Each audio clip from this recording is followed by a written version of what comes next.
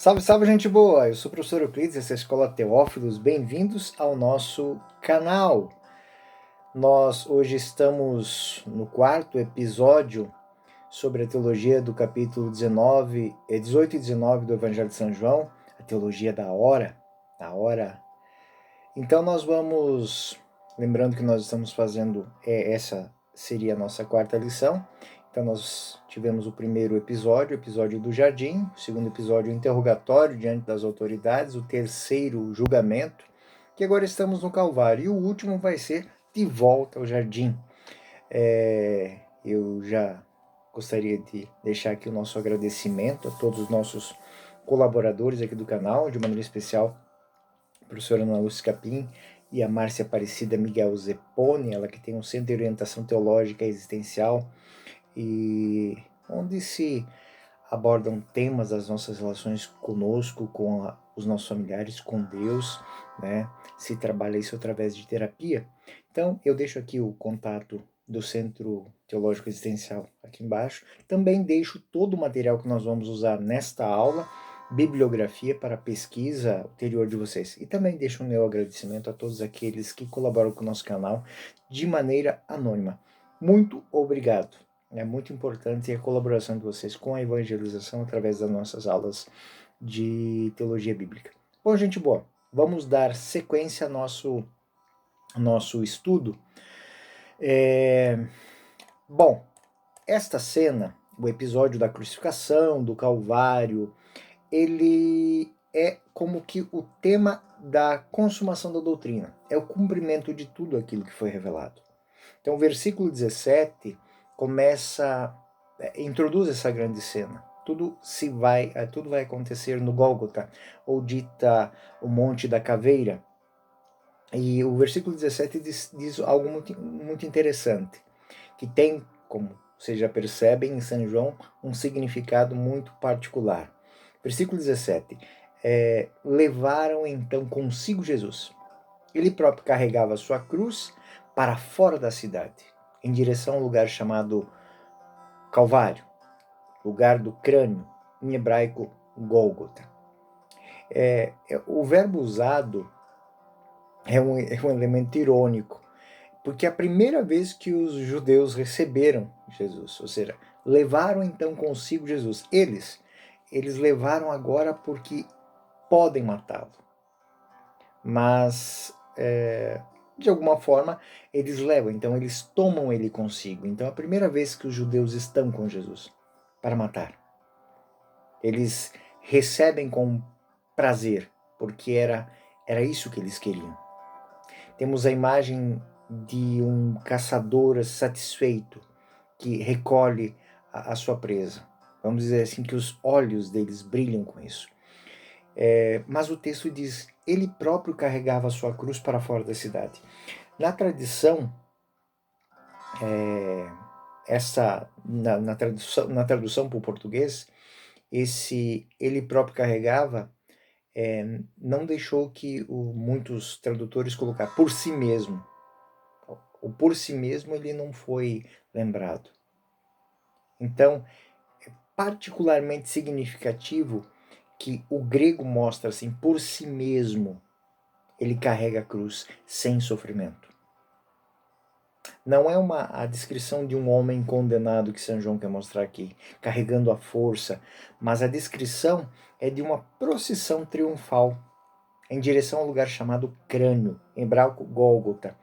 São Tomás de Aquino, que é um grande comentarista de São João, na mesma maneira que São Bernardo do Claraval, Santo Agostinho, quando comenta esse versículo, ele vai dizer assim: Cristo carrega a cruz como um rei carrega o cetro, como um sinal de glória, que é o domínio universal de todas as coisas. Ele carrega a cruz como um vencedor que carrega um troféu de sua vitória. Ele carrega a cruz como um mestre que carrega um luminar, uma lâmpada, para que a sua doutrina seja colocada no devido lugar. Não é a descrição de um homem condenado que temos aqui, que carrega sob força, mas a descrição de um rei, de um vencedor, de um mestre que carrega o troféu. Um leitor atento, como eu acredito que vocês são, perceberá que esse descreve a cruz como um trono. É uma tipologia que nós temos aqui. Carregar a cruz, carregando a cruz, ele repete algo que nós temos lá no livro do Gênesis, quando Isaac carrega a madeira do sacrifício, que ele carregou para si mesmo, carrega como título de honra, fazendo a obra do Pai. Existem algumas coisas muito importantes quando a gente junta os sinóticos à teologia de São João, muito interessantes, mas eu não vou tratar neste tema hoje, que seria os símbolos que nós temos ali. O madeiro, o monte, o cordeiro que está preso pelos chifres no alto do monte, onde Abraão sobe com Isaac para ofertar o sacrifício. Então, mas isso vamos tratar em uma lição específica para esses símbolos específicos, porque aqui a gente vai ter que fazer uma conotação junto com os sinóticos, e eu não quero desvirtuar o nosso estudo de São João. Vamos focar naquilo que é de São João. Versículo 18. Ali o crucificaram, e com ele outros dois, um à esquerda e um à direita, ou seja, um de cada lado, e Jesus no meio. São João quer deixar isso muito claro. Um de cada lado e Jesus no meio. Como podem perceber, o caminho da cruz de João, ele não é como o caminho dos sinóticos, que Jesus cai. Não. É curto. São 2 versículos. Sem qualquer detalhe. 2 versos onde o centro, a senhoria de Jesus e a crucificação são enfatizadas. Depois disso, nós vamos ter aquela que é a chave que eu já lhes apresentei e venho repetindo até aqui, que só se diferenciou na cena central do julgamento, quando eram 7 cenas. Aqui nós vamos ter 5 cenas novamente. A cena da inscrição, a cena da túnica, a cena da mãe, a cena da sede e a cena do sangue e água que jorram. Então são as 5 cenas que nós vamos ter do versículo 19 até o versículo 37. Vamos começar pela primeira cena, que é escrita e se estende do versículo 19 ao versículo 22. Pilatos redigiu também uma inscrição que fixou em cima da cruz. Nela estava escrito: Jesus de Nazaré, o Rei dos Judeus. Muitos judeus leram. Era redigido em hebraico, latim e grego. Os sumos sacerdotes os judeus disseram a Pilatos: não escrevas, Rei dos Judeus, mas sim, este homem disse ser o Rei dos Judeus. Respondeu-lhe Pilatos: o que escrevi, escrevi.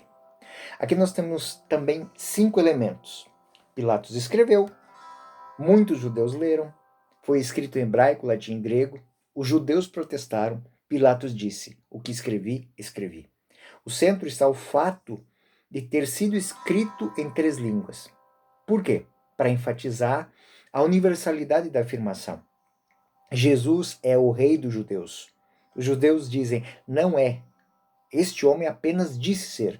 Mas Pilatos ele responde: o que escrevi, escrevi. Com script scriptum. Ou seja, eu escrevi, e o que eu escrevi vai permanecer escrito para a posteridade. Escrevi que ele é o rei. Talvez historicamente Pilatos esteja apenas irritado, né? Dizendo assim: o que importa? Isso é banal. Eu não vou mandar refazer uma placa porque vocês querem. Mas para São João, essa abjeção ela tem um cunho teológico. Ela quer enfatizar que Jesus é o rei, não por decisão sua. Ele é rei porque ele é rei. E isso foi escrito em 3 línguas, ou seja, é uma verdade universal. É uma verdade histórica universal. Enfim, as palavras de Pilatos, elas decretam e dão a conhecer para a posteridade que naquele dia, em Jerusalém, os judeus entronizaram o seu rei e o rei da humanidade. Porque para São João, ser erguido no madeiro não significa o caminho da morte, mas o caminho da vida. E aí nós estamos na segunda cena, que é a túnica. A túnica é o tema dos versículos 23 e 24. É um episódio curtinho. Mas, para os evangelhos sinóticos, que eles se referem na divisão das peças, com referência ao Salmo 22. Minhas roupas estavam divididas, e minha roupa eles desdenharam o destino. Então, no versículo 23, depois de os soldados crucificarem Jesus, tomaram suas vestes e fizeram dela 4 partes, uma para cada soldado. A túnica, porém, toda tecida, de alto a baixo, não tinha costura. Jesus tinha essa túnica, e é uma túnica de uma única constituição. Por trás dessa imagem é o símbolo da unidade da igreja. É a unidade do povo. Resgatar o vestido é um símbolo habitual, né? Então, quando um judeu rasga as vestes, ele está rompendo com alguma coisa. É um sinal de escárnio. Então, Jesus, ele não rompe com os judeus, mas ela é tecida de cima a baixo, ou seja, na linguagem bíblica, não haverá divisão do povo mais. Não haverá ruptura. A túnica é sinal de que existe uma universalidade, onde todos estão vestidos, todos estão revestidos do que? Da dignidade de Deus. Lembra-se que o evangelista disse no capítulo 11, para reunir os filhos dispersos de Deus. E a túnica representa isso, precisamente esse encontro. Então, foi assim que as escrituras foram cumpridas. É o versículo 24. Não rasguemos, mas deitemos sorte sobre ela para ver de quem será. Assim se cumpre a escritura. Então, eles jogaram destinos, ou seja, o seu destino está nas mãos desta unidade. A humanidade só será feliz quando estiver realmente unida. Essa é a dinâmica que São João quer deixar às gerações cristãs futuras. No trono, Jesus, ao subir no trono, ele quer que todos se reúnam. E é muito bonito que no livro do Apocalipse, essas cenas, vestido de vestes brancas, é esta veste, que é tecida de alto a baixo. Todos estão vestidos da mesma maneira, a dignidade é uma só. E aí nós temos outra cena que vai neste caminho, que é a cena da mãe, que é a terceira cena, que vai do versículo 25 até o 27. Junto da cruz estava de pé sua mãe, a irmã de sua mãe, Maria, mulher de Cleofas, Maria Madalena. Quando Jesus viu a sua mãe e perto dela o discípulo que amava, disse à mãe, mulher, eis aí teu filho. Esta cena faz referência à festa do casamento em Judá, onde a mãe estava, e é a única vez no Evangelho de São João que ela aparece, a não ser agora. E aí Jesus chama pelo mesmo nome, mulher. Chegou a hora, lá ainda não tinha chegado a hora, aqui chegou a hora. Então Jesus dá para a mulher, que é mãe, o filho, que é discípulo. Tínhamos dito que a mãe de Jesus era símbolo de Israel fiel, na tradição do povo antigo, e o discípulo mostra isso.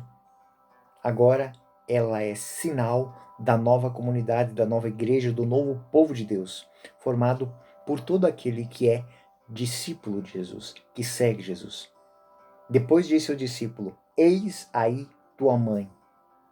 E dessa hora em diante o discípulo recebeu como sua mãe.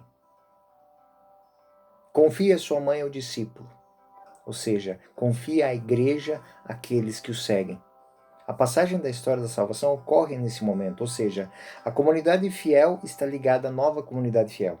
Ou seja, a tradição de Israel é entregue às mãos da tradição dos cristãos, a tradição da igreja. Ao mesmo tempo, Maria, que é figura da sinagoga, que é símbolo da sinagoga, o local de encontro, de purificação, de acolhida, ela se torna muito, muito bonito, porque não diz que São João acolheu em sua casa, mas diz exatamente que ele acolheu ela, ele recebeu como sua mãe. Ou seja, ela, Maria, se tornou seu bem espiritual. Então, se Maria é expressão de Israel, daquilo que é bom em Israel, E João é a expressão daquilo que é novo. Quando eles se unem, ele está dizendo que a tradição de Israel se funde, é acolhida pela tradição da igreja. E não é nada estranho para vocês que nós temos o Antigo Testamento e o Novo Testamento. Aquilo que foi dito aos profetas, aos patriarcas, nós vemos ali a expressão de Santo Agostinho, que nós temos no Antigo Testamento patente o Novo Testamento e latente o Antigo no Novo. Então essa realidade é muito importante para São João. E ele mostra com essa cena da mãe. É muito interessante que somente há pouco tempo que Maria, essa maternidade espiritual de Maria em relação aos cristãos, ela é enfatizada. No passado, na Idade Média, por exemplo, ela era a expressão do povo messiânico, do antigo povo messiânico. E também podemos ver que essa extensão da maternidade de Maria, ela se estende para toda a igreja. Ela se torna a mãe da igreja através do discípulo João. E aí nós estamos na quarta cena, que é a cena do tenho sede, a sede, que vai dos versículos 28 ao versículo 30. Em seguida, sabendo Jesus que tudo estava consumado, para se cumprir plenamente a Escritura, disse, tenho sede. O tradutor, aqui moveu as palavras para evitar risco de mal entendido e mal significado. Ele não disse para se cumprir as Escrituras, mas disse, sabendo de tudo o que estava consumado, para se cumprir plenamente a Escritura disse. Ou seja, o plano de Deus está cumprido. Ou seja, aquele momento é o momento da consumação dos tempos, a consumação do projeto de Deus. E naquele momento Jesus tem sede. Sede de quê? E aí nós temos que fazer memória o capítulo 4, no versículo 10 e no versículo 37. Se soubesses o dom de Deus, e quem lhe diz, me dê uma bebida, você teria perguntado a ele e ele teria dado água viva. Jesus está falando do Espírito, do seu Espírito. O seu Espírito tem sede da humanidade. Aquele que tem sede, deixe vir a mim e beber. Os que acreditarem em mim, como diz a Escritura, rios de água fluirão do seu seio. João 4, 37 e 38. Aqui é o momento em que tudo está sendo realizado. São Bernardo de Claraval, ele comenta essa sede de Jesus como um desejo da nossa salvação. É a sede de nossa salvação. Desiderio nostra salutis. Ou seja, Jesus tem sede da nossa salvação. Israel, e aí a dinâmica de São João, né? Jesus tem sede da nossa salvação, e qual é a resposta de Israel, do antigo de Israel? Também é um gesto simbólico. Quem tem sede, o que a gente faz? Dá água, ou dá vinho, ou dá um café. Mas, como nesta cena, nós vamos fixar em água e vinho, mas qual é a bebida que o velho Israel entregou ao Messias? Eles lhes dão o quê? Vinagre. Aquela uva azeda de que Isaías falou. Meu amado tinha um vinhedo e esperava uvas para fazer um bom vinho, mas em vez disso deu uvas azedas e saiu vinagre. A resposta de Israel à sede do Messias é o vinagre. Versículo 29. Havia ali um vaso cheio de vinagre. Os soldados encheram de vinagre uma esponja e, fixando numa vara de isopo, chegaram à sua boca. E havendo Jesus tomado o vinagre, ou seja, diante da sede de Jesus, ele tem a derradeira, a última resposta, a resposta final do velho Israel. E aí Jesus vai dizer no versículo 30, havendo Jesus tomado o vinagre, ou seja, aquilo que Israel lhe deu, disse, tudo está consumado. Inclinou a cabeça e entregou o Espírito. O verbo grego, tetelestai, tudo está consumado, dizer que tudo está realizado, é a plena realização do projeto do Pai. E a sequência inclina a cabeça e diz, teken, para pneuma, ou em latim, tradidit spiritu, ou seja, entregou o espírito. Está escrito e morreu? Alguém achou em alguma tradução aí e morreu? Prestem atenção. São João não vai usar em lugar nenhum a referência e morreu. Ele morreu. Aliás, é como se com isso São João desse um grande conselho que serve para todas as traduções do que ele disse. Todo aquele que encontrar essa afirmação, exclua ela. Porque São João deve se virar no túmulo, né? Quando alguém faz dá uma ajeitadinha na tradução. Porque seria lógico colocar ali e morreu. Toda vez que uma tradução do Evangelho apresenta morreu por algum, é a expressão de que, de alguma maneira, essa adição representa mais que o tradutor morreu. Ou seja, São João, ele buscou, com a lanterna da fé e da ciência divina, dizer que Jesus não morreu, mas Jesus entregou o Espírito. O verbo da tradição, Jesus transmite o Espírito. Qual é o Espírito? É o Espírito dele, a vida, a força, a personalidade dele. Então, Jesus dá a vida. Significa que Jesus, ao chegar à plenitude do tempo, ele não a perde, mas ele a entrega. Significa que a revelação está plena. A frase mais divina para São João de todas, apesar desse grande esforço do evangelista, muitos tradutores tentando dar essa ajeitadinha, arruinam o texto. Ele entregou o Espírito. Jesus tornou-se redentor. Por ele ter cumprido perfeitamente tudo o que disse sobre Deus. Jesus é o revelador, é o redentor, porque ele entrega o Espírito, ele dá o Espírito. E a vida que está nele se perpetua naqueles que recebem o Espírito através do batismo. Assim, o momento da morte de Jesus, da entrega de sua vida, da entrega do seu Espírito, é o momento de um Big Bang, de uma explosão de vida. Então, Jesus aqui redime a humanidade inteira através da vida. E aí nós vamos ter a quinta cena do sangue da água. A redenção, como é que ela se espalha, como é que ela se expande. A última cena, água do lado, junto com o sangue, é a realização simbólica do versículo que está no versículo 32 e 34. Os soldados não quebram as pernas de Jesus porque ele está morto. Porque ele já tinha expirado. Eles fizeram isso com os condenados, para que eles não tivessem mais força de se sustentar e continuar respirando. Então, não sendo capazes de se apoiar em suas pernas, quando quebravam as pernas, eles morriam de asfixia em poucos minutos. Por mais triste que isso seja, isso era um ato de misericórdia, que era aplicada nas penas romanas. Quebravam as pernas, as pessoas morriam asfixiadas, embora imaginem extremamente cruel isso, mas era um ato de caridade. Para que um ato de misericórdia, não de caridade. Caridade, desculpe, um ato de misericórdia. Para que e também para que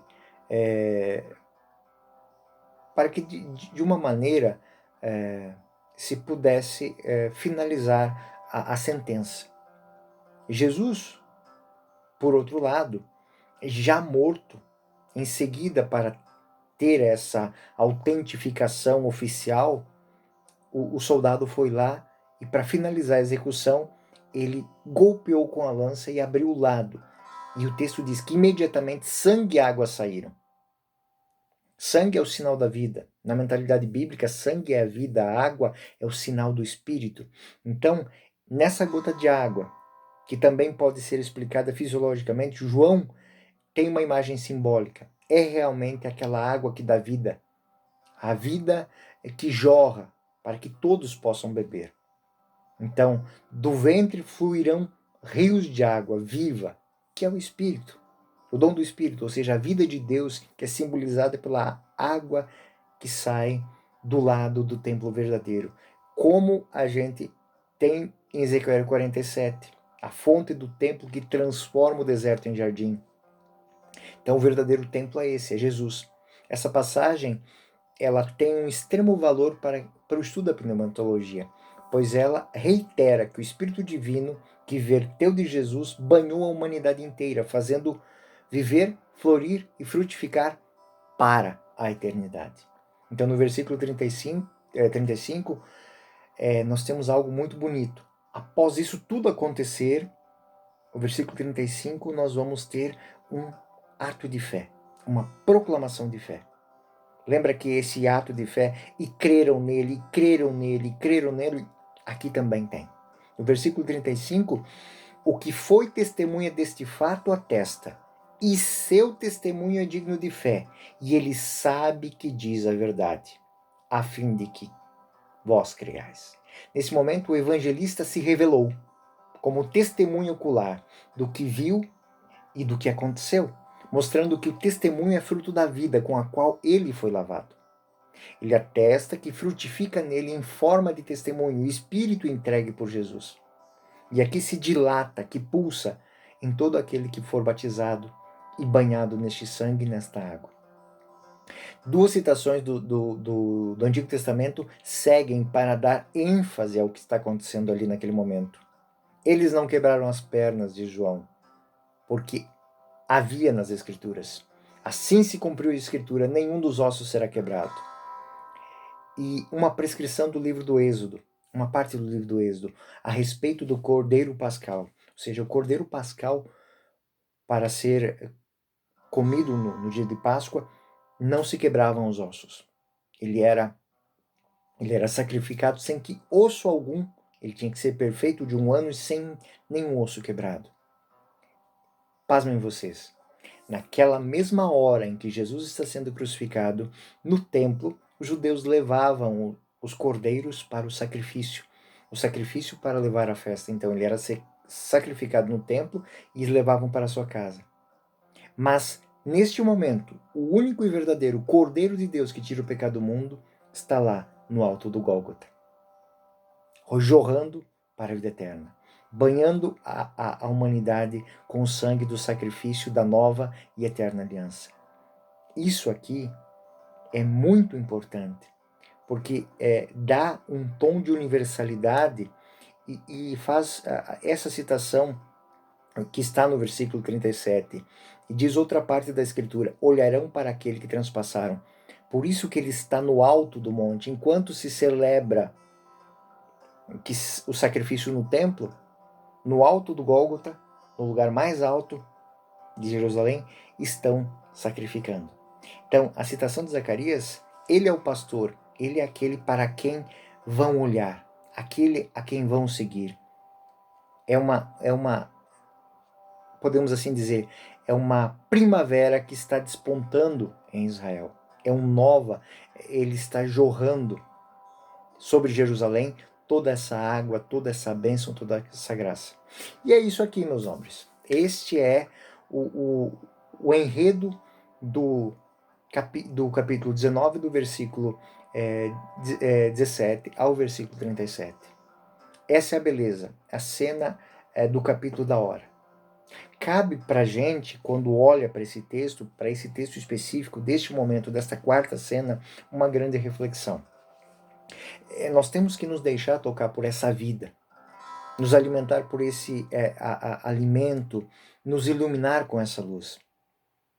Porque o que tem do outro lado é a adesão ao medo, de encarar os nossos pecados e nossos crimes, como eu não falei desse versículo especificamente por causa deste momento. Porque o versículo 31, o que ele relata?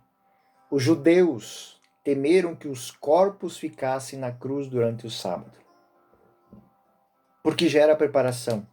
E esse sábado era particularmente solene. Olha o que São João escreve aqui. Este sábado é particularmente solene, porque a partir deste sábado vai acontecer aquilo que os judeus dizem em toda a ceia pascal: esta noite não é igual às outras noites. porque ele está passando. Então, o que eles fizeram? Pediram para Pilatos que eles quebrassem as pernas e fossem tirados.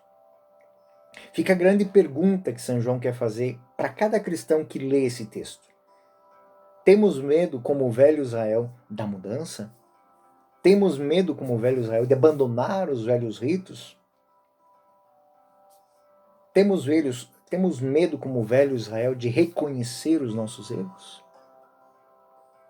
Temos medo, como o velho Israel, de encarar os nossos crimes, os nossos pecados? E como o velho Israel, nós preferiremos continuar celebrando o vazio? Porque no momento em que Cristo se oferta em sacrifício no alto do trono da cruz, ele se torna o sacrifício único e verdadeiro. E todos os sacrifícios perdem o seu valor. Ele é o sacrifício da nova e eterna aliança. E aí vem a pergunta para mim e para você.